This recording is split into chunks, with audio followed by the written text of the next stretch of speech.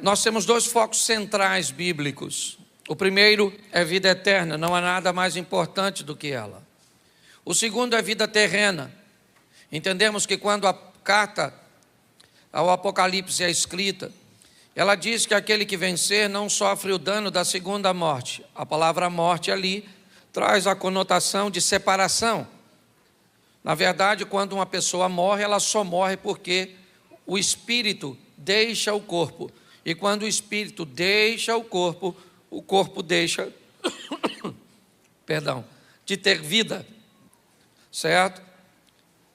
Assim como o homem estava ali feito, quando Deus sopra o espírito nele, ele obtém vida. Quando o espírito sai do corpo, o corpo morre. Ou seja, quando o espírito se separa do corpo, quando há a separação, o homem enfrenta a primeira morte. Agora nós temos a segunda morte, que é o momento da alma, aquela que deveria voltar para Deus porque pertence a Ele, agora, pelo motivo do pecado, que não foi confessado, que não houve arrependimento, que não houve conversão, essa alma agora se separa de Deus.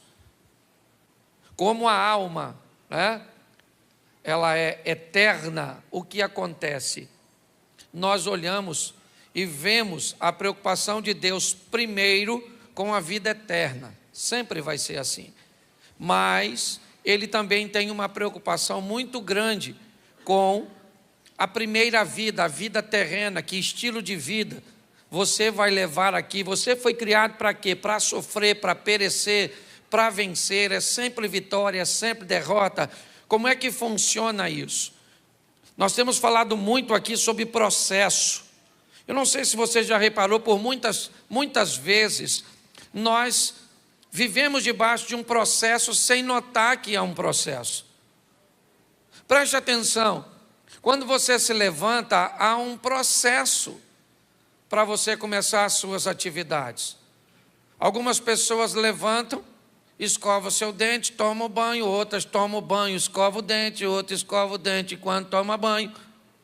Mas ninguém escova o dente, ou melhor, ninguém toma banho, se vestiu sua roupa primeiro. Normalmente você levanta, vou falar o ritual ou o processo da maioria das pessoas. Você se levanta, certo? Quem tem o hábito de tomar banho, toma banho, escova o dente, se enxuga, coloca sua roupa íntima. Coloca o sapato primeiro? Não, primeiro você coloca a roupa. O sapato vai por... Na verdade, isso é um processo. Coisas que vão sendo feitas, de uma forma, vamos dizer, correta, ordeira. Quando nós vamos viver nessa terra, primeiro nós temos que entender o modelo cujo qual Deus está estabelecendo. Eu vou mostrar para você 7 coisas rápidas em Gênesis, que se nós conseguirmos aplicar na nossa vida, nós vamos levar a nossa vida de uma forma extraordinária. Nós vamos viver uma vida abundante e nós vamos viver momentos pontuais de sofrimento. Porque a Bíblia diz, no mundo tereis aflições. Então não dá para fugir 100% das aflições. A Bíblia diz que nós vamos ter aflições e nós vamos ter aflições. A minha pergunta é, qual a quantidade de aflições que nós vamos viver? Todos nós sofremos, mas tem pessoas que têm um nível de sofrimento muito alto. Ele sofre muito mais do que vive, e outras pessoas vivem muito mais do que sofrem. Tem muito mais momentos de alegria, de satisfação, de prazer, do que momento de dores. A nossa proposta é essa, é que a margem de seu sofrimento seja extremamente pequena, para que pessoas que olhem a sua vida te perguntem, observem e digam, que estilo de vida é esse? Eu gostaria de ter isso. muito mais amigos do que inimigos, muito mais de momentos bons do que de ruins, muito mais de sucesso do que de fracassos. Esse é o contexto bíblico. E quando olhamos para Gênesis, antes de criar o homem, Deus cria um modelo cujo qual Ele deseja que o homem viva. Que modelo é esse, pastor? Primeiro, o modelo da criação. Quando Deus começa a chamar à existência as coisas que não existem, como se elas já existissem, Ele estabelece o modelo de vida que o indivíduo deve levar. Por isso que a Bíblia diz que o justo viverá pela fé. E a fé é a certeza daquilo que não se vê. A fé é aquilo que chama à existência as coisas que não existem, como se elas já existissem. E Ele assinou isso no Gênesis, chamando a existência, e disse: haja isso, faça-se assim. Por que é que Ele chama a existência? Por que é que não cria tudo de uma vez? Ele está estabelecendo um processo, onde a base é a fé, chamando a existência as coisas que não existem. E pode notar que todas as vezes que ele termina algo, o texto também termina dizendo: e viu Deus que era bom. Ele cria pela fé e supervisiona pela visão. Tudo que é feito, no término da execução, há uma supervisão. Ele observa, avalia, verifica. É assim que funciona. Quando nós começamos a entender isso, os sinais do Gênesis 1 podem nos ajudar demais. Primeiro, entenda que o homem viverá pela fé. Por isso ele abre: no princípio criou Deus os céus e a terra. Quando nós olhamos para isso, aqui vem uma chave. Que chave é? Os céus vêm primeiro, sempre. A prioridade é os céus. Gênesis 1:1. No princípio cria Deus céus e terra. Buscai primeiro o reino de Deus e sua justiça. Mais importante é obedecer a Deus do que aos homens. Ajuntai tesouro nos céus, onde traça, ladrão e ferrugem não pode comer, que não pode destruir. Que adianta o homem ganhar o mundo inteiro e perder a alma? Note que há uma prioridade aqui.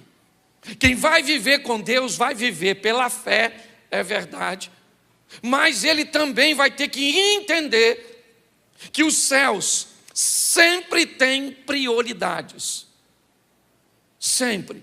Agradar o mundo espiritual, obedecer às sentenças e orientações, todas as vezes. Todas as vezes. Se você é crente, se vai gostar, não vai gostar do que ouvir, todas as vezes que uma voz disser para você que o que a Bíblia diz não é o correto, saiba que falta em você a presença do Espírito Santo. Por mais que você olhe e entenda, a palavra, ela contém, a Bíblia contém a palavra de Deus e é a palavra de Deus. Ele não perdeu o controle de nada. Então, se você quer viver bem, entenda: primeiro vem o reino dos céus.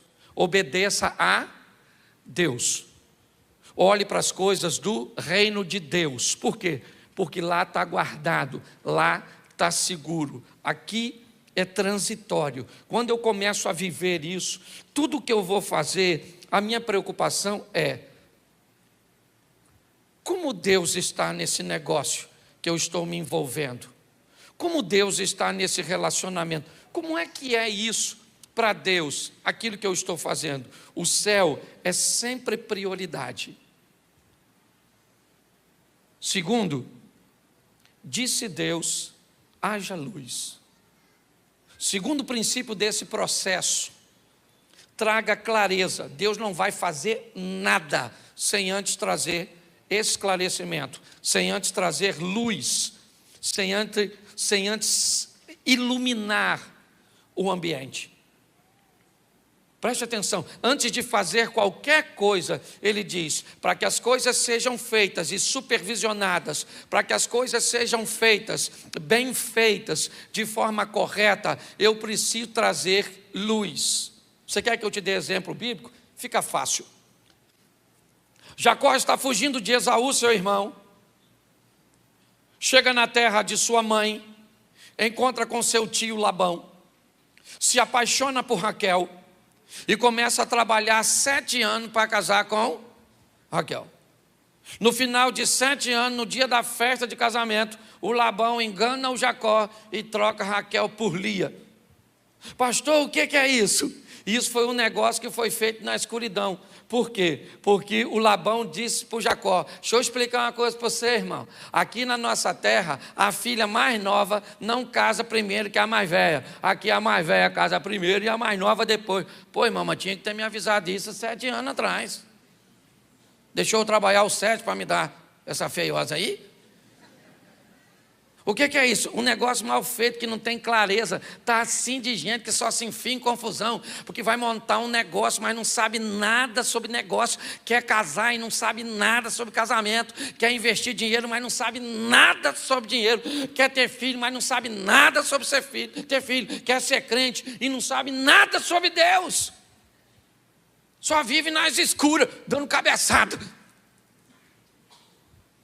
O princípio é, aqui, clareza, prioridade, os céus, estilo de vida, fé. Mas antes de fazer qualquer coisa, ilumine.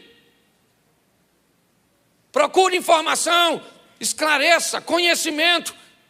Vai entrar na igreja, quer ser crente com a gente? Vem aqui e pergunta como é que é ser crente aqui. O que pode fazer isso. O que é pecado para você? Descubra primeiro. É assim que funciona. Traga clareza para tudo que você vai fazer, antes de fazer. Por quê? Porque isso torna você mais assertivo. Está assim de gente, está com 30, 35 anos, até hoje não descobriu a direção da sua vida. Até hoje não conseguiu um relacionamento estruturado, porque nunca faz nada de forma clara. O texto me mostra isso. A serpente Eva, o que é aquilo? Uma conversa onde o que a serpente quer perguntar a Eva, ela já sabe. A serpente já sabe a resposta. O que ela precisa saber é se Eva sabe. Porque a mentira o tempo inteiro está tentando descobrir o quanto você conhece sobre a verdade. É isso. O que nós vemos aqui é uma falta de clareza na informação que Eva tem no que diz respeito à árvore. Quando a serpente, ou seja, quando o mal descobre que as informações que ela tem são falhas, são precárias, quando o mal descobre que há mais trevas na mente de Eva no que diz respeito àquela situação do que luz, ele diz, é fácil enganá-la. Por que é que Jacó, mancomunado com sua mãe Rebeca, consegue ludibriar Isaac? Porque os olhos de Isaac estavam na escuridão. É assim que funciona. O que a Bíblia está dizendo, vai fazer qualquer coisa, traga luz. 3 horas da manhã, Jesus vem andando sobre as águas. Os discípulos começam a gritar e dizer, é um fantasma. Por que é que eles estão com medo e confundem Jesus com um fantasma? Porque a visibilidade era baixa, estava escuro. Todas as vezes que você vai fazer qualquer coisa nessa vida, antes de fazer, traga luz. Quanto mais luz você tiver. Ah, pastor, agora que eu aceitei Jesus, a minha vida piorou. Não piorou nada. É que quando você aceita Jesus, uma luz acende, e quando a luz acende, a sujeira aparece. Não piorou nada. O que aconteceu é que a luz cuja qual agora você trouxe para a sua vida, mostrou uma sujeira que você não via enquanto estava na escuridão. Faz parte da vida. Pessoas que vivem pela fé, pessoas que colocam os céus em primeiro lugar, pessoas que trazem clareza para aquilo que vai fazer, sofrem menos. Terceiro, vamos lá? Verso de número 9: ajuntem-se as águas debaixo dos céus no lugar e apareça uma porção seca. Deus agora vai criar fundamentos, bases, firmeza, um ambiente estável. Antes de construir qualquer coisa, Ele cria a luz para ver o que está fazendo, clarear o ambiente, e agora Ele cria firmeza, solidez, estabilidade. Está lá no Novo Testamento: não construa sua casa sobre a areia, terreno instável. Se você deseja fazer coisas que vão durar para sempre, dê uma olhada nos alicerces, nas bases, naquilo que oferece para você firmeza, solidez. É isso que Ele está fazendo. O processo é esse: é fé, é os céus primeiro, o processo é clareza, o processo é firmeza, estabilidade. Quando você começa a usar isso, seus negócios, sua vida, sua família começam a enfrentar aparentemente um número muito menor de adversidades. Não, as adversidades são as mesmas. O cara construiu a casa sobre a rocha, e veio a chuva, veio o vento, veio a enchente.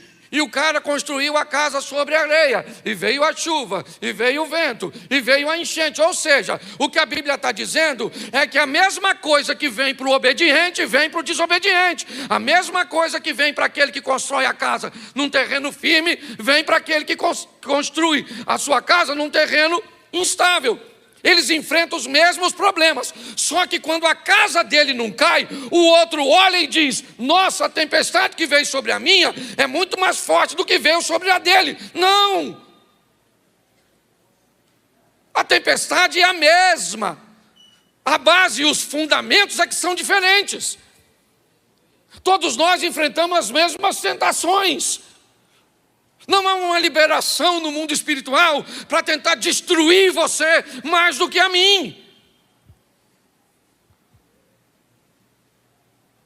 Não é assim que funciona. Mas as bases fazem a diferença. E é isso que Deus está mostrando. Eu crio porções secas. Verso 11. Agora, nessa porção seca, de dia, pela fé, certo? Os céus governando, diz assim: produza a terra que Ele criou firme, erva verde, erva que dê semente, árvore frutífera, segundo dê o fruto, segundo a sua espécie, e cuja semente está nela sobre a terra. Preste atenção, o que Deus está criando é sustentabilidade. O que Deus está criando agora é legado, é aquilo que uma árvore vai deixar depois que virar um móvel, virar um barco, virar carvão. O que ela fez? Por polinização, por semente, pelo que seja, ela deixou um legado. Você vê hoje, né, insetos principalmente, aranhas, louva-a-Deus, certo? Que quando eles vão copular com a fêmea, depois que copula, a fêmea come ele. Ele vira comida da fêmea, depois que copula com a fêmea. E por que é que ele vai lá sabendo que vai morrer? Porque antes de morrer ele deixou um legado naquela fêmea, certo? Mas um montão de aranhazinha na viúva negra, certo? Presta atenção, o que é isso? Deus está dizendo: olha, a árvore traz nela o legado para a próxima, ou seja, a sustentabilidade.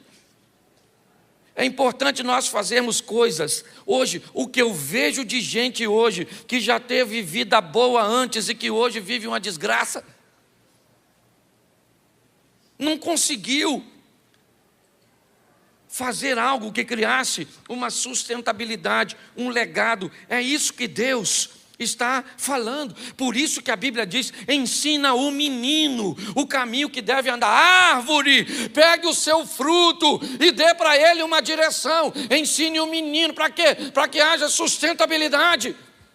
Você olha para o nosso país e vê desde, me perdoa, não estou falando de política, não, mas desde o governo Fernando Henrique. Se você pensa, o Brasil enfrenta, corrupção e roubo, não é de hoje, não é governo do PT, não é governo Bolsonaro, não é de hoje que roubam. E se você pensa que o maior prejuízo que nossa nação viveu foi roubar dinheiro, não, foi mudar a mentalidade das nossas crianças. Esse é o nosso maior prejuízo. A sensação que nós não temos uma geração para substituir cargos relevantes. Esse é o maior ultraje que nós enfrentamos. A Bíblia diz aqui: quer sustentabilidade? Ensina o menino o caminho que deve andar. Sabe o que Jesus diz? Eu preciso que esse evangelho seja sustentável, eu preciso que um legado seja transmitido. Então ide por todo mundo, pregai o evangelho, fazei discípulos, batizai. Porque o que ele está dizendo? Para isso ir e continuar forte daqui a 2000 anos, eu preciso semear nas pessoas. Sustentável. Hoje tem gente que não tem amigo de longo prazo, não consegue um emprego de muito tempo, não consegue ficar na igreja por muito tempo, não consegue estudar por muito tempo, não consegue sequer ver um vídeo por muito tempo. Se ele passar de 3, 4 minutos, você não vê. Áudio. Eu já falei isso aqui. Áudio. Esse dia deu uma encrenca com a minha mulher, que ela mandou um áudio acelerado. Eu acelerei, não sabia? Escutei a voz dela passando rápido, Léo. Falei que essa mulher está nervosa comigo assim. Meu filho aqui desacelerou, e eu falei: caraca, você calmou sua mãe rápido. Mas as pessoas estão sem paciência, sabe? Quando nós olhamos, é isso que Deus está dizendo. Verso 16, vamos aqui, que eu não posso passar do horário. Olha só no verso 16, vamos lá, só para a gente voltar. Ele cria tudo pela fé, dando o estilo de vida, que nós viveríamos pela fé. Segundo, ele diz que a prioridade é o céu. Terceiro, ele traz clareza para tudo que vai fazer. Quarto, ele traz firmeza, bases, estabilidade. Quinto, ele traz sustentabilidade e legado. Sexto, fez 2 grandes luminares. O luminar maior para governar o dia, o luminar menor para governar a noite, e fez as estrelas. O que Deus está mostrando agora na criação fala sobre governo, sobre domínio. Ele cria 2 astros para oferecer governo. Ele cria as estrelas para dar direção, domínio. É o que Deus está conversando com Caim. Quando o coração de Caim está naquela situação, o que Deus diz para ele: o pecado jaz à porta, mas a você cumpre o domínio, o governo. Hoje eu vejo pessoas desgovernadas. Eu não consigo parar de fumar, eu não consigo parar de beber, eu não consigo parar de ver pornografia, eu não preciso parar de usar o celular durante o culto, eu não consigo parar de conversar, eu não consigo nada, eu não tenho domínio sobre nada, eu estou sempre endividado. Eu não tenho governo de nada, minha casa é uma bagunça, minha vida é uma bagunça, é tudo sempre uma bagunça, porque eu nunca consegui governar. São os princípios básicos que Deus está estabelecendo. Quando nós entendemos e colocamos isso como prática na nossa vida toma um novo rumo. Vamos lá, verso 28. Deus os abençoou. Tudo isso é Gênesis 1.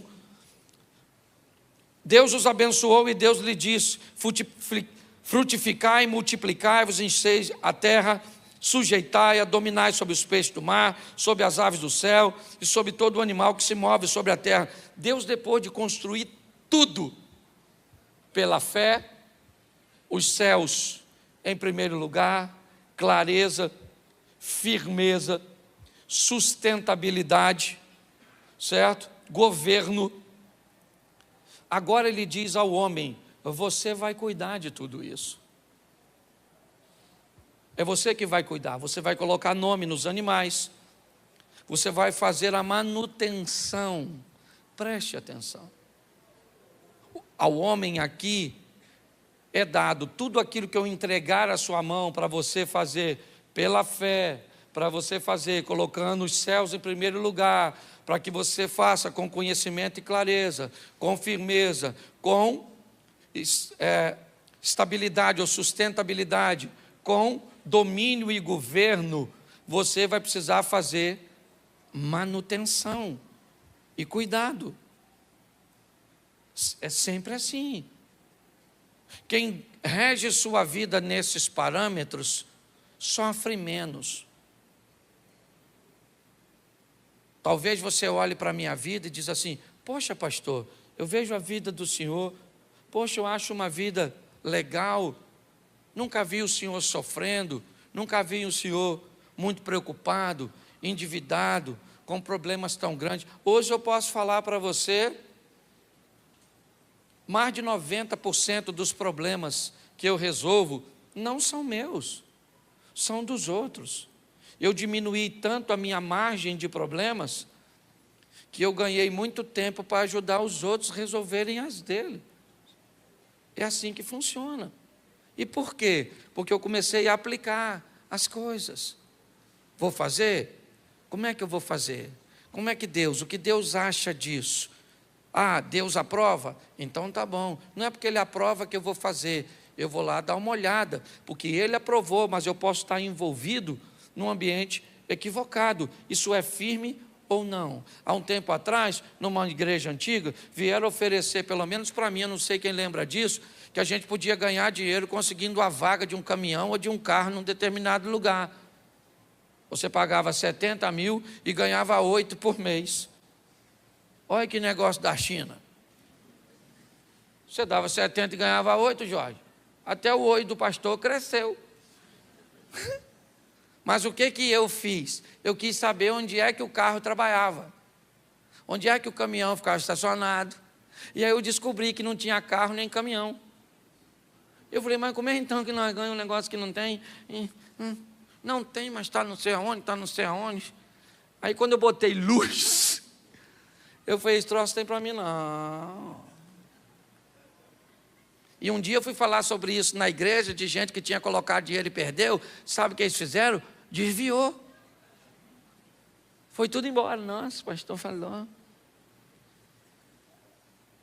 Você está rindo? Cuidado que você pode estar rindo de você, em outra situação. Então a nossa proposta é essa. Quando você olha para Gênesis 1, lá no finalzinho, o 31, diz assim: e viu Deus tudo quanto tinha feito, e eis que era muito bom. Ele foi até descansar no 7º, de tão feliz que ele ficou. Estava tão bom. O quê? O ambiente que ele criou para o homem viver. Com firmeza, clareza, estabilidade, sustentabilidade, governo, certo? Tudo. Ele falou: esse negócio é tão bom que eu vou dormir. Vou descansar um pouquinho, né? Dormir não, que senão eu fico fora do texto. Não, que aí os teólogos de plantão: nossa, que heresia, não tosquenejará, nem dormitará o guarda de Israel. Então tem que me retratar. Não, o inimigo usa umas pessoas já para botar defeito na mensagem, certo? Mas deixa eu falar com Deus dormindo então, tá bom? Ele diz para os discípulos: aí rapaziada, vão dar um pulinho do outro lado do mar. Ele entra no barco e dorme. Porque o que ele está dizendo? Eu não tenho mais nada para fazer por vocês. Profeta Isaías: que poderia eu mais fazer a minha vinha que não tenha feito? Agora cantarei o meu amado, o cântico do meu querido a respeito da sua vinha. Plantei uma vinha no outeiro fértil, cerquei, limpei das pedras, construí uma torre, construí nela um lagar, e eu esperava que desse elas uvas boas, mas deu uvas bravas. Que poderia mais eu fazer? O que há mais entre mim e a minha vinha? É Deus falando no profeta Isaías. O que Deus está falando para mim e para você? Olha, como é que é o seu nome?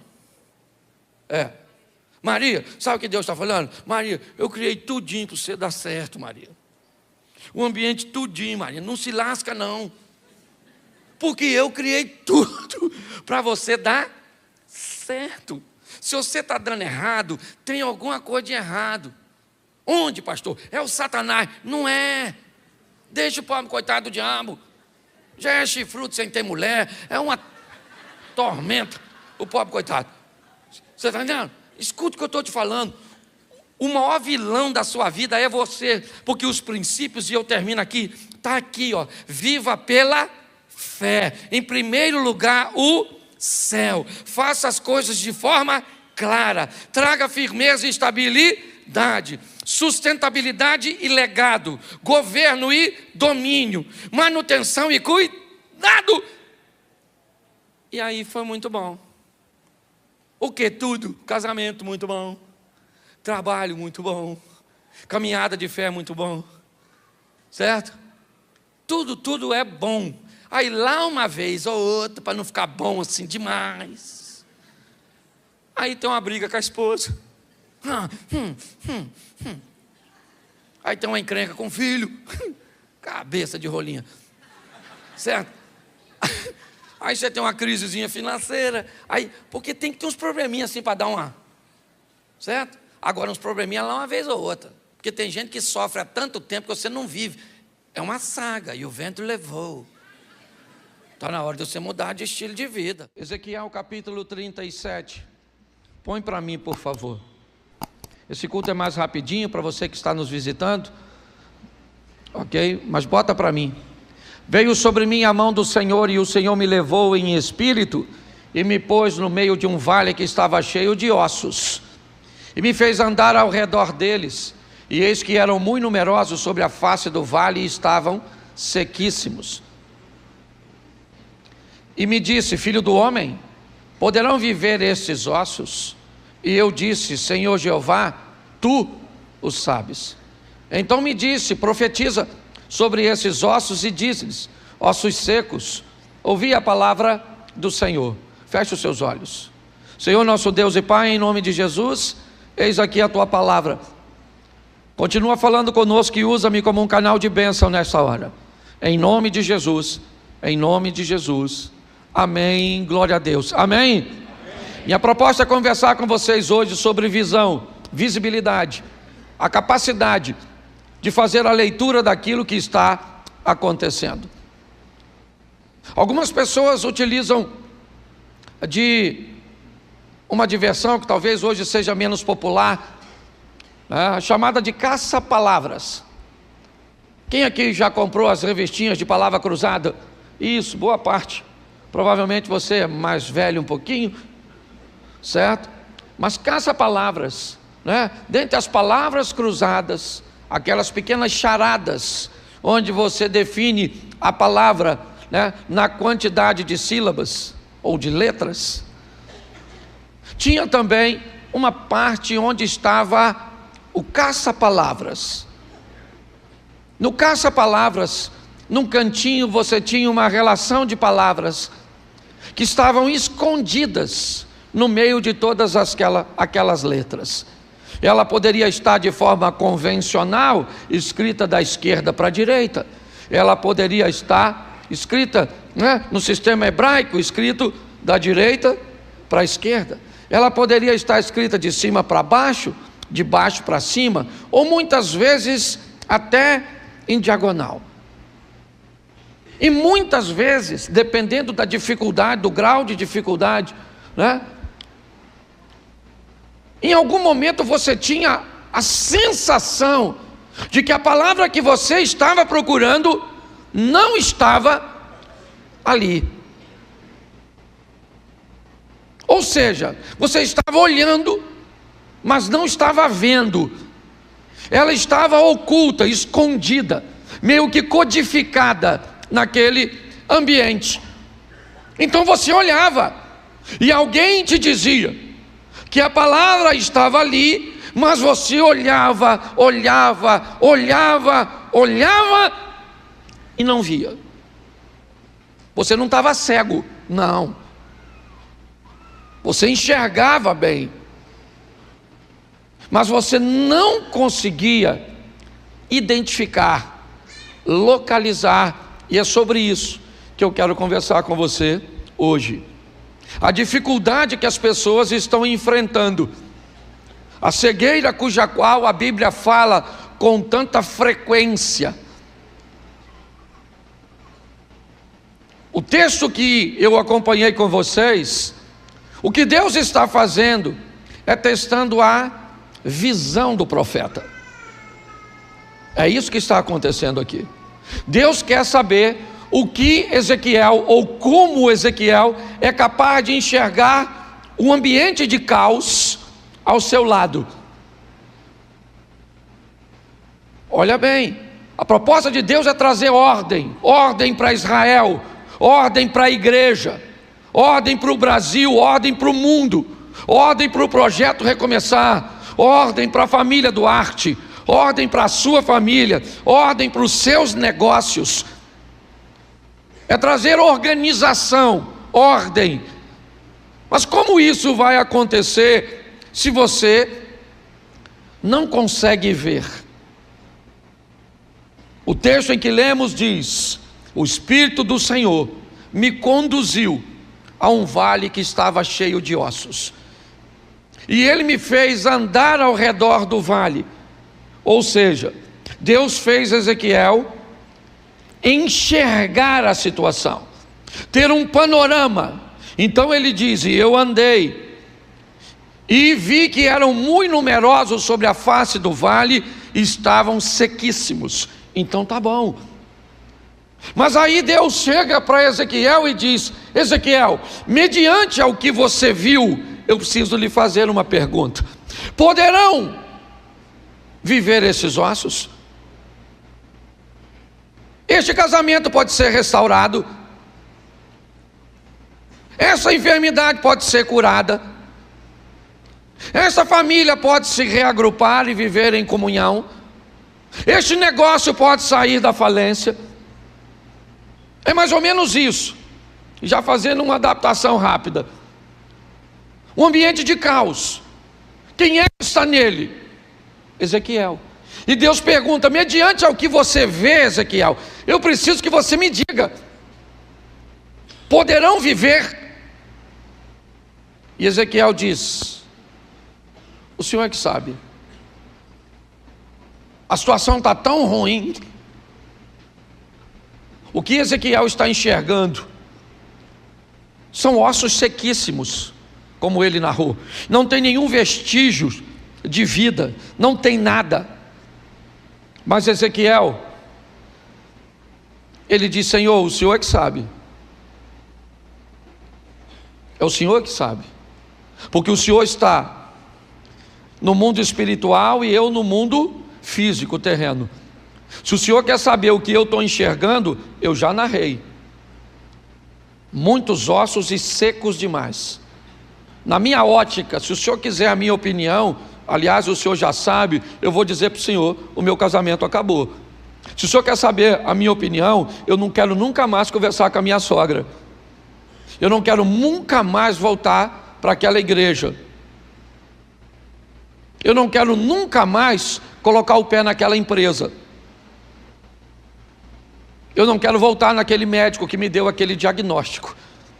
Se o Senhor quer saber a minha opinião não é boa, mas eu não vou ficar com a minha, eu vou ficar com a do Senhor. O Senhor é que sabe. E aí Deus disse: então se sou eu que sei, faz o seguinte, profetiza, e diz a esses ossos secos, ouvi a palavra do Senhor. Não é a minha, porque a minha vai continuar seca do jeito que está. Mas quando o caos recebe a ordem da palavra do Eterno, aquilo que está desorganizado precisa trazer ou retornar à organização. O que Deus está mostrando é a visão, e é isso que eu quero mostrar a você. Vou te dar bastante texto, mas vou falar pouquinho. Mas preste atenção nesse texto para nós adiantarmos. Mateus 6, verso 22.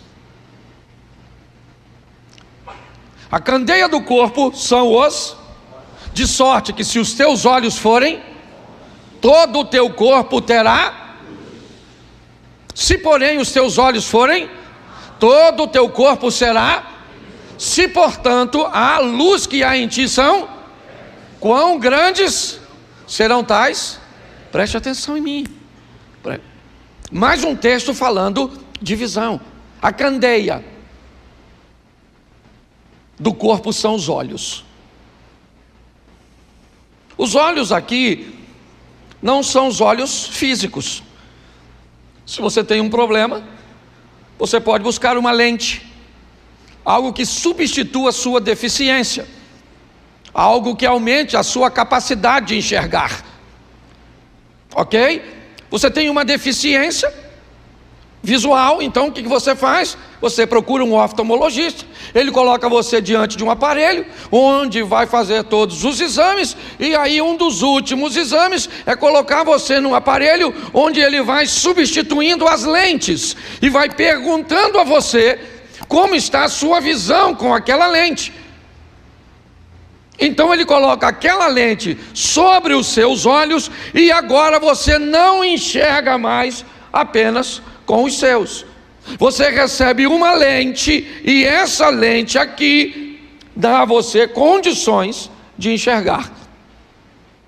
Assim você corrige visão física, vamos dizer assim. Porém o texto diz: a candeia do corpo são os olhos. Se os seus olhos forem bons, todo o teu corpo terá luz, tua vida, teus negócios, você vai viver num ambiente de vitória, talvez não confortável, de batalhas, de lutas, de enfrentamentos, mas a sua ótica do Novo Testamento bate com a do Velho Testamento, porque o Deus que fala em Mateus é o mesmo que fala com Ezequiel no Velho Testamento. O olho bom é aquele olho que olha todas as coisas, sabendo que Deus está no controle de tudo, e que todas as coisas cooperam para o bem daqueles que amam a Deus. Isso é um olho bom.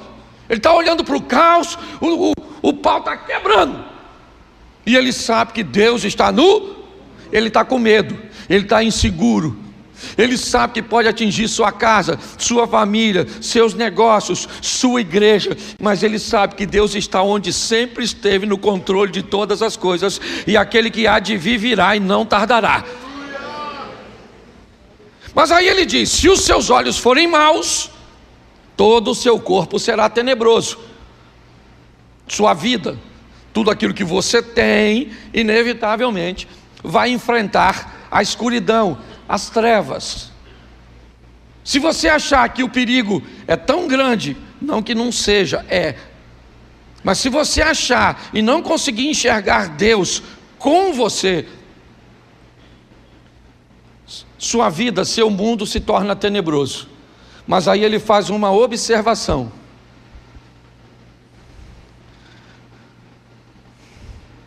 vamos lá. Se portanto a luz que há em ti, aí nós temos um probleminha que é pior. Se porém você não souber que está em trevas, nada pior que tentar corrigir alguém que está errado, mas pensa que está certo. Já ouviu a expressão: o pior cego é aquele que não quer? Por quê? Porque ele pensa que está na luz, mas ele está em... E aí, quão grandes serão tais? Por quê? Porque ele se adaptou a viver nas trevas, e ele sente que está na luz. Isso é fácil de compreender. Entre num ambiente de pouca luz e você vai notar que momentos depois, você vai notar que precisa menos de luz, porque seus olhos se adaptaram. É essa adaptação às trevas que anda fazendo com que pessoas não caminhem para a luz. Elas estão se sentindo confortáveis nas trevas, porque conseguem enxergar um pouco. Nós precisamos abrir os nossos olhos o mais rápido possível para entendermos. E aí eu vou te dar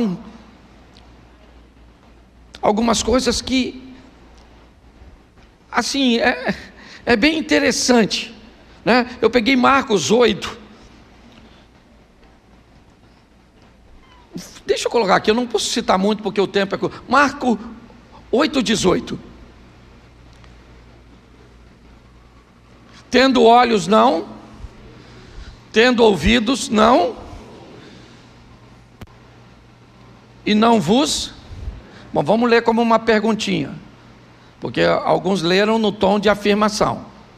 Tem aqui, ó. Essa vai.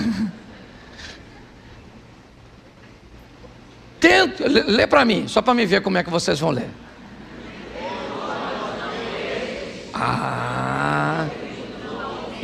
Tendo olhos não vedes? Tendo ouvidos não ouvides? Sim ou não? E não vos? Falta 3 coisas aqui na pessoa, o que é? Visão, audição e memória. Entendeu? Visão, audição e memória. O cara que está cego, não. Ele só vê, mas não enxerga. Ele está surdo. Ele só escuta, mas não ouve, não entende. Ele perdeu a memória? Não, ele só não lembra. Preste atenção que é muito importante nós entendemos. Primeiro, certo? Eu sei, porque eu vejo pelos olhos da fé, que Deus está com a igreja, e que tudo que se levantou contra a igreja caiu ao longo dos anos, dos séculos, e de tudo que já passou. Porque o Deus que estava com a igreja lá é o mesmo Deus que está com a igreja hoje. Então eu vejo a igreja triunfante. Não tem esse negócio.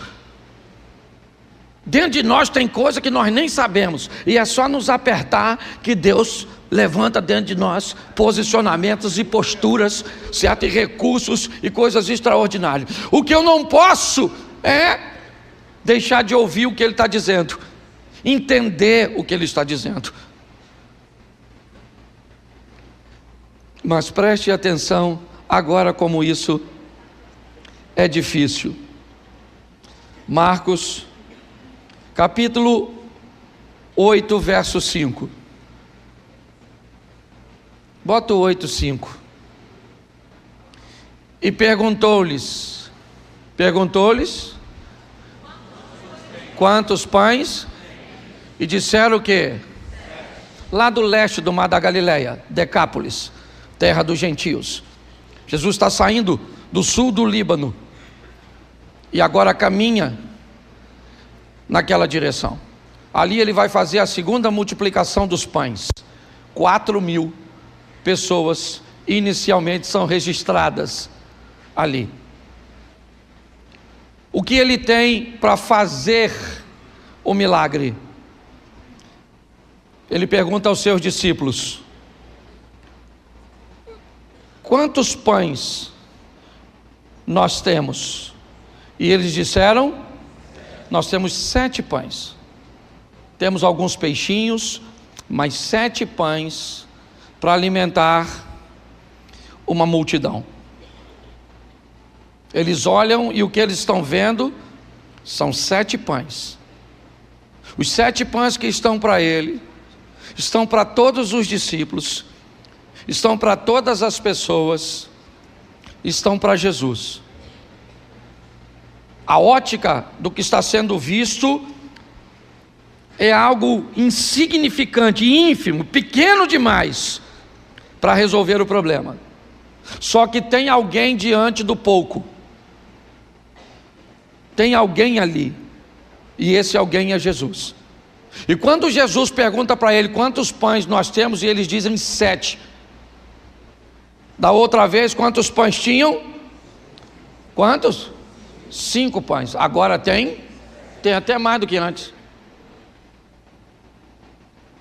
Mas o teste é sempre o recurso ou o fato real e a mente espiritual. É sempre isso. Sempre. O que é sonho? Sonho é aquilo que nos leva para um ambiente onde o braço dos recursos sempre será menor do que eu desejo alcançar. Então a mente, ela tem que mudar. São os olhos. A maneira de enxergar as coisas, ela precisa evoluir. Se você não tiver uma mente, você não faz. Nós estamos, quando eu falo para vocês que nós vamos fazer uma igreja de 17 milhões, porque cada dia aumenta mais. Algumas pessoas devem pensar assim: meu Jesus, se eu tiver 17 milhões, eu não trabalhava mais para ninguém. De onde nós vamos conseguir tanto dinheiro? Você acha muito? Puxa vida, eu não acho. É muito para mim, é muito para você, mas não é muito para o Deus que nós servimos. Porque se eu começar a achar que Deus está com problema financeiro, é melhor eu ir para o inferno, porque vai faltar picanha no céu.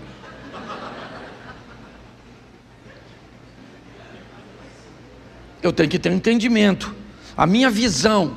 E ele está conversando com os discípulos, ele está perguntando para os discípulos. Ele está expondo a visão de discípulo, não é de não crente. Já já eu vou mostrar para você o do não crente, mas é a visão dos discípulos. Ele olha para os discípulos, certo? E pergunta: o que é que nós temos para alimentar? Porque o assunto em pauta é alimentar a multidão. Então Jesus pergunta para eles: para alimentar 4.000 pessoas, nós temos o quê? Nós temos 7 pães. Se tu está lá, o que tu fala? Seja franco. Talvez você fosse pior que os discípulos. Sabe o que você ia falar? Senhor, não tenha nada.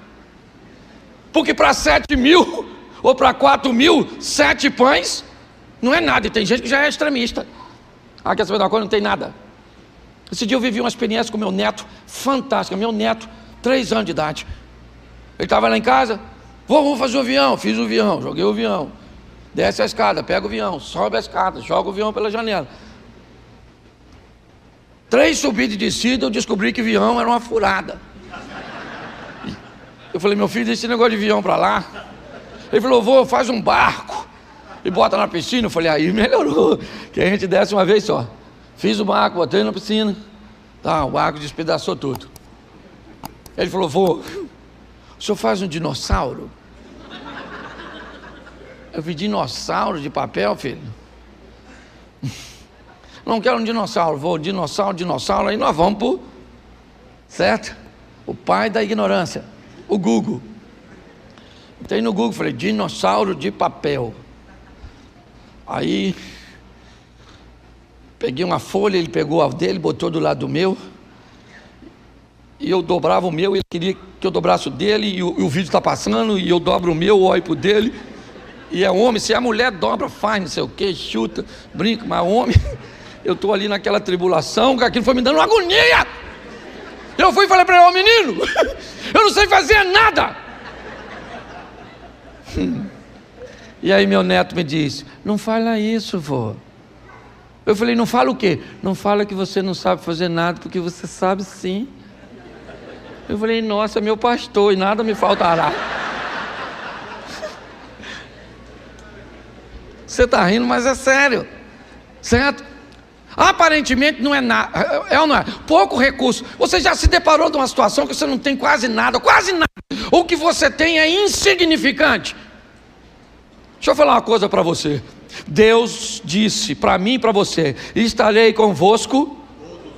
Isso significa quando você estiver com dinheiro, sem dinheiro, com saúde, sem saúde, quando você estiver acompanhado, quando você estiver sozinho, quando você estiver são, quando você estiver doente.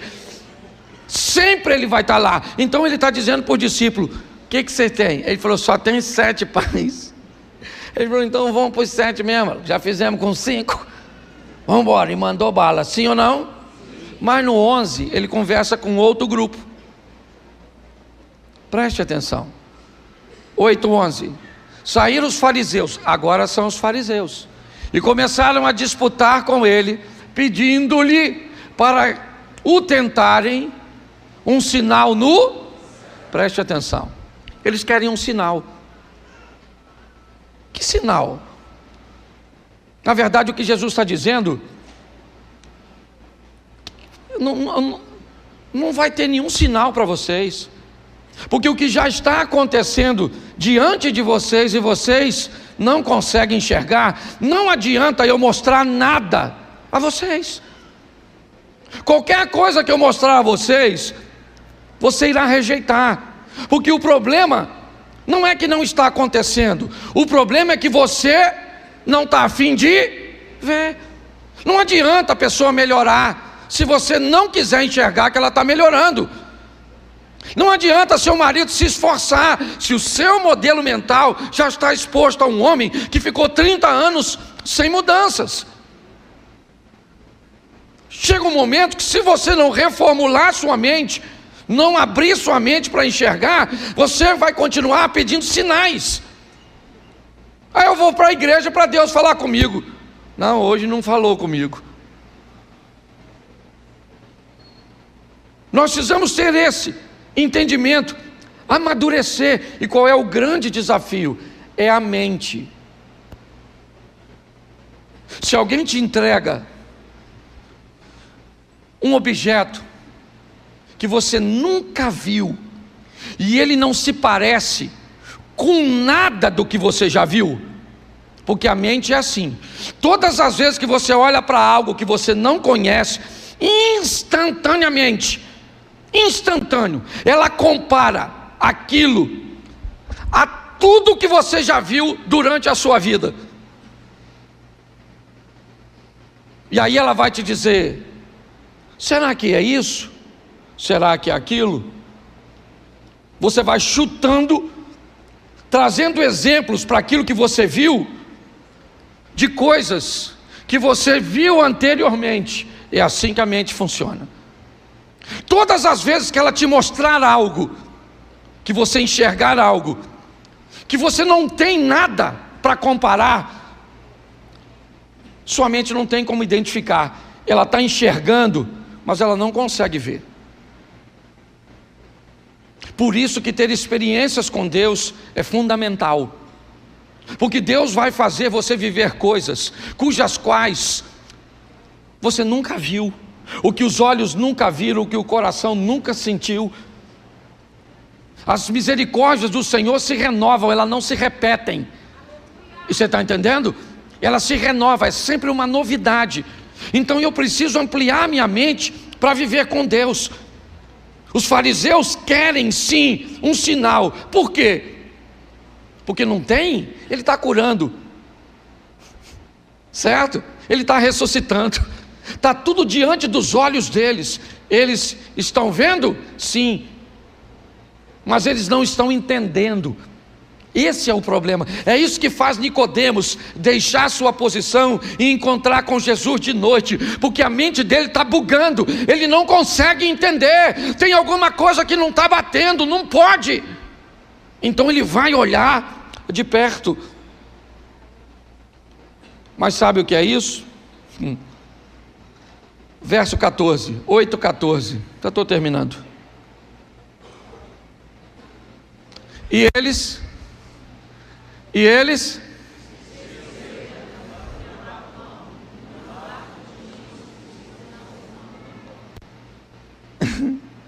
entendeu na leitura? Vamos lá. E eles, e no barco não tinham consigo senão, quantos pães ele tinha?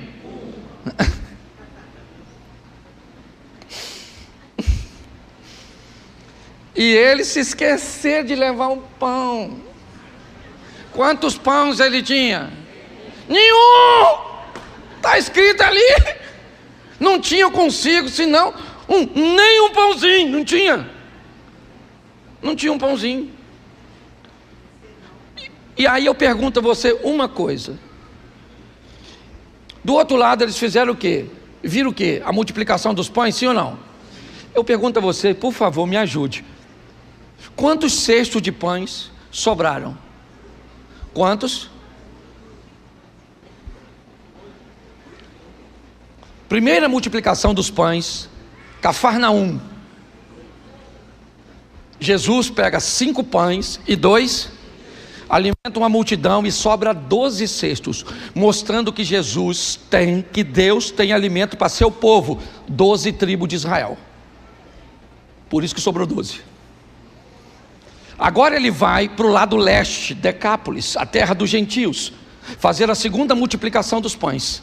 Sobra 7 cestos, mostrando que Deus tem alimento para as 7 nações pagãs. Ok? Os caras estão com 7 cestos de pão. Esquece.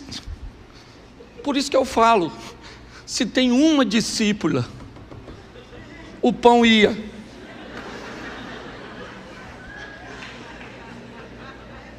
Doze homens. É igual a história, eu falei isso aqui no encontro de casar. O marido falou que ia no banco. A mulher falou assim: você traz um negócio para mim do mercado? Ele falou: o que é? Ela falou: só 3 coisas. Pega o papel e a caneta. Ele falou: não pode falar. Ela falou: pega o papel e a caneta.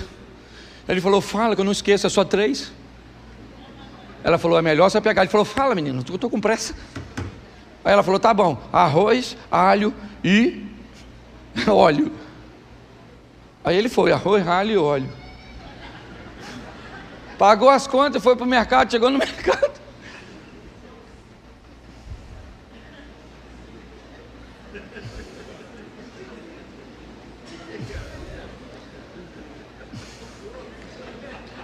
Aí o rapaz que ajuda, né, perguntou: moço, o senhor precisa de ajuda? Ele falou: é que minha mulher pediu para eu comprar 3 coisas. E eu esqueci. Estou tentando lembrar aqui. Aí o rapaz perguntou: o senhor não lembra de nada? Ele falou: a única coisa que eu lembro foi papel e caneta. É a única coisa que eu consigo lembrar. Então preste atenção. Os caras estão de... Eu fico pensando como é que alguém esqueceu. 7 cestos ficou para trás.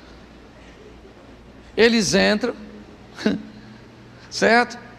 E aí Jesus vai falar algumas coisas com eles, mas isso eu vou falar no segundo culto, porque eu preciso terminar e vou para o último. Marcos 8, 22.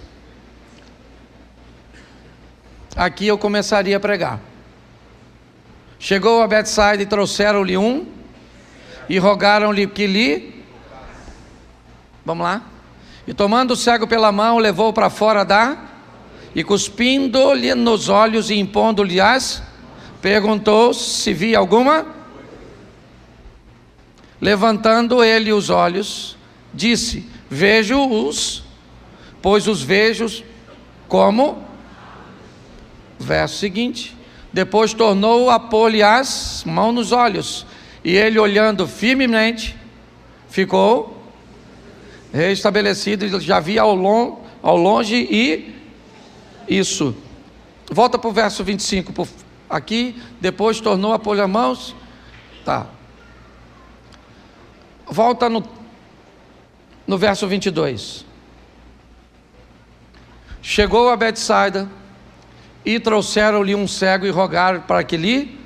Eu separei 6 coisas e só vou citar, eu não vou poder falar aqui. A primeira coisa que esse cego, ou que vai acontecer com ele vai ser conduzido. Lembra, um cego não pode guiar outro? Então alguém que enxerga precisa conduzir um cego. Alguém pega o cego e leva esse cego para Jesus. Jesus pega o cego que alguém conduziu, tira esse cego do meio da cidade, leva esse cego para fora daquele ambiente, e lá fora desse ambiente, Jesus cospe nos olhos do cego. Aquilo que sai da boca de Jesus, certo? Vai para os olhos do cego, vai abrir Aqui nós temos talvez o exemplo da saliva comparado com a palavra, o próprio Cristo, o verbo vivo, que vai nortear, que vai clarear, que vai abrir, certo? Ele é a luz do mundo, ele é o caminho. Para que esse cego veja, Jesus precisa tirar ele do ambiente onde ele está. É muito importante nós entendermos isso. Não é que o ambiente onde você está, você deve se afastar dele para sempre. Não é isso. Mas muitos de nós somos retirados do ambiente onde estamos para vivermos um milagre e depois sermos devolvidos para o ambiente. Eu poderia citar inúmeros textos bíblicos, mas eu cito para você José. Chegou um momento que José não podia mais caminhar com seus irmãos, não cabia mais naquele ambiente. Então ele vai embora para o Egito, se torna um governador no Egito, e agora o ambiente onde ele estava vem para ele novamente.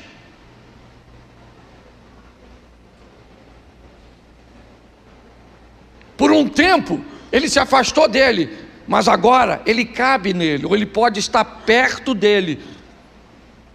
Quando nós olhamos para isso, nós vemos que Jesus tira o cego, cospe no olho dele, impõe a mão e ele levanta os olhos. Jesus pergunta: você está vendo alguma coisa? Provavelmente para ele não fazia nenhuma diferença em que rumo estava olhando, então provavelmente ele estava de cabeça baixa. Quando Jesus toca e pergunta: o que você vê? Ele suspende, ele leva os olhos, e aí ele disse: olha, eu estou vendo homens, mas eu estou vendo homens como árvores que andam. Eu já não estou como estava antes. Eu gosto desse modelo, que não é único, mas é real, que é a mudança gradativa, a mudança parcial. Tem gente que entra na igreja e Jesus diz: eu quero que você veja, e imediatamente ele fica curado, imediatamente ele para de falar palavrão, imediatamente ele muda seus costumes, imediatamente ele passa a se vestir de outro jeito. Mas esse não é o único modelo. Jesus toca no camarada e pergunta: você está vendo? Ele disse: eu estou vendo, mas eu estou vendo homens como árvores que andam. Jesus disse: então vem aqui. Vem aqui porque eu preciso tocar em você novamente. E aí toca nele. Eu gosto da tradução, aqui diz que ele olhando firmemente. A minha tradução diz que Jesus mandou ele olhar para cima, para o alto. Olha para cima, cara. E agora ele fica curado, sua visão fica restabelecida. Ele não foi curado ou teve a vida transformada como o outro. Não, o modelo dele foi diferente. Ou eu amplio minha visão, e a cada dia que passa, quanto mais eu descubro e converso com algumas pessoas, menos eu descubro que eu enxergo. Mais cego eu descubro que eu era. Quanto mais dispostos nós estejamos de olhar para as situações e vermos com os olhos da fé, saber que Deus está do lado do meu casamento, do lado dos meus negócios, do lado da minha vida cristã.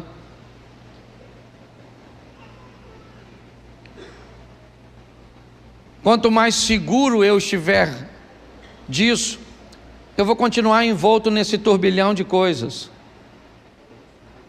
nesse montão de situações contrárias e adversas, mas a minha visão, ela está sempre focada e sabendo que Deus está no controle de todas as coisas.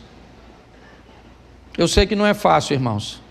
Eu sei que tem dia que tu não está afim mais de vir para a igreja. Eu sei que tem dia que alguém vai te aborrecer no estacionamento. Seja você um obreiro que trabalha no estacionamento, seja você alguém que quer apenas estacionar seu carro, mas que o caminho se cruzou de duas pessoas que uma não estava bem e às vezes a outra também não, e ali você teve um aborrecimento. Você pode ter um aborrecimento no seu trabalho, você pode enfrentar dificuldade no seu casamento, e aí você olha e diz: quer saber de uma coisa? Eu acho melhor eu parar com essa situação. Eu acho melhor eu jogar tudo para o alto. Eu posso falar isso que eu sou pastor, e tem dia que eu penso assim. Tem dia que eu olho, é tanto problema para resolver, é tanta coisa para enfrentar, que a oração que você dá vontade de fazer é falar: Jesus, o Senhor não tem como voltar hoje, não. Se o Senhor pudesse voltar hoje, era um alívio tão grande para mim, porque não é fácil para ninguém.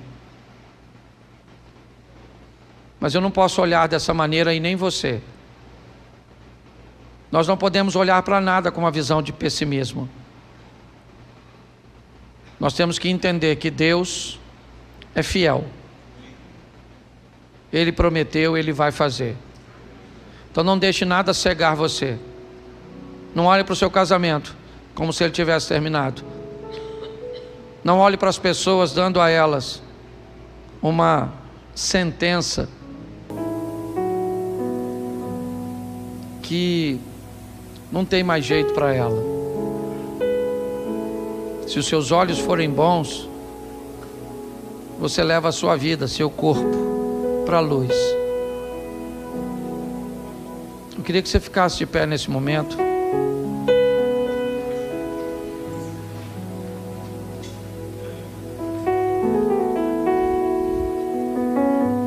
Feche seus olhos.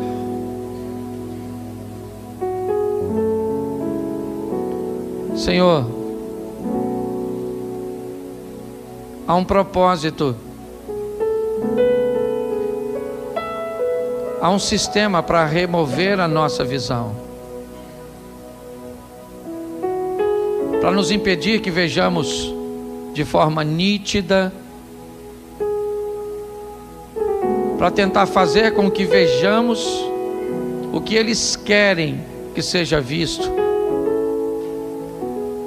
que acreditemos em informações estabelecidas em laboratórios. Nos ajude a viver neste mundo, Pai, como a Tua palavra nos ensina. Não vos peço que os tire do mundo, mas que os livre do mal. Nos dê visão, ó Deus, e não visão humana, porque essa está boa.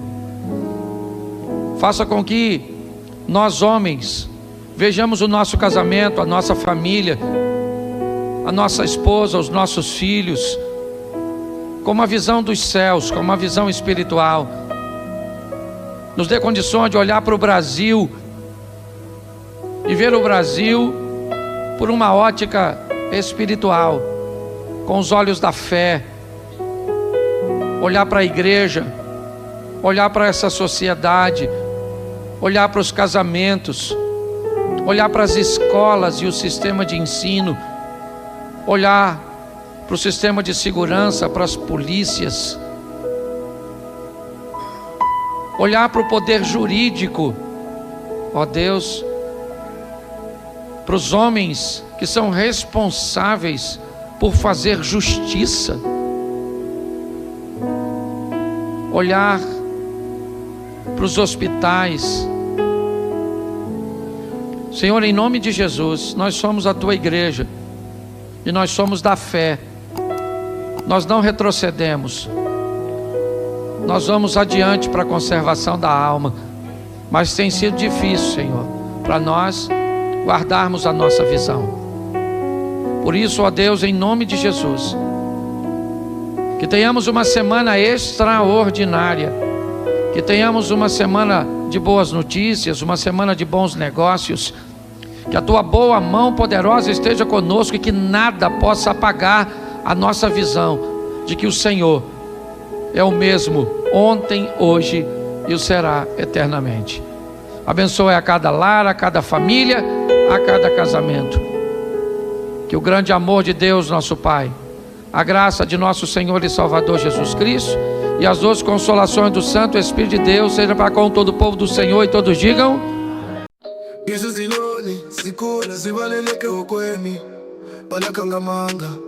Ibebezebulaka abiza ngenkululeko kodwa bonke kuyifathela intukuthelo yami umlilo webhubule shiso kubi yakashula ngidliza imkongo uhleba kwabakwazi ukuthulisa ukutuma kwesibazi zami ikhuphuka phezulu isimfoni yokufutheka ikhethi ngelimambe besiteji senkululeko isimpaphe ezimolile ngonyalwazo kodwa bazobona nginamandla phakade konke ukushaya kwenhliziyo yami ucingo lokuvukela angisoze ngathula ngizophakama ngaphezu kwakho konke imimoya yashintsha hleba phakathi kwesihlahla isithembiso senkululeko engiyawupholile yabalula ngamaphiko wami ngelela ubusuku i-Phoenix ekhuphukayo enokwakhanya yokukusha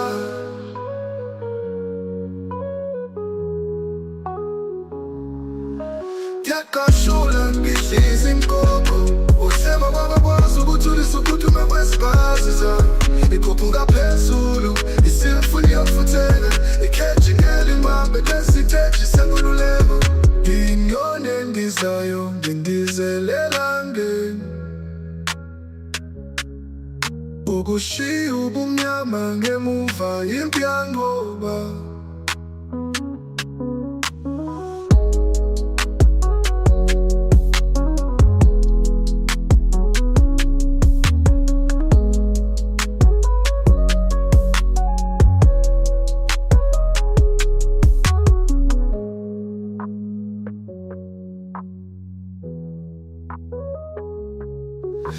isimpaphe ezimolile ngonyalwazo kodwa bazobona nginamandla phakade konke ukushaya kwenhliziyo yami ucingo lokuvukela angisoze ngathula ngizophakama ngaphezu kwakho konke imimoya yashintsha hleba phakathi kwesihlahla isithembiso senkululeko engiyawupholile yabalula ngamaphiko wami ngelela ubusuku i-Phoenix ekhuphukayo enokwakhanya yokukusha inyoni endizayo ngindizelela ngeni ukushiya ubumnyama ngemuva impi yanqoba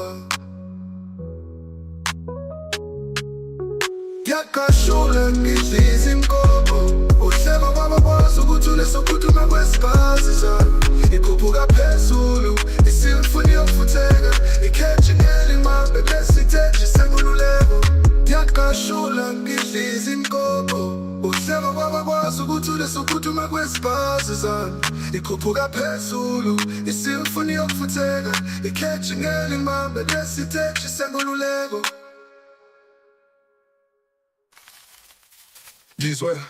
izwe izinyoni zikhula zivaleleke ehokweni bolakhangamanga bebebezelulaka bayibeza ngenkululeko kodwa konke kuyifatha intukuthelo yami umlilo wegubhula ishiso kubi yakashula ngidliza imkongo uhleba kwabakwazi ukuthulisa ukutuma kwesibazi zami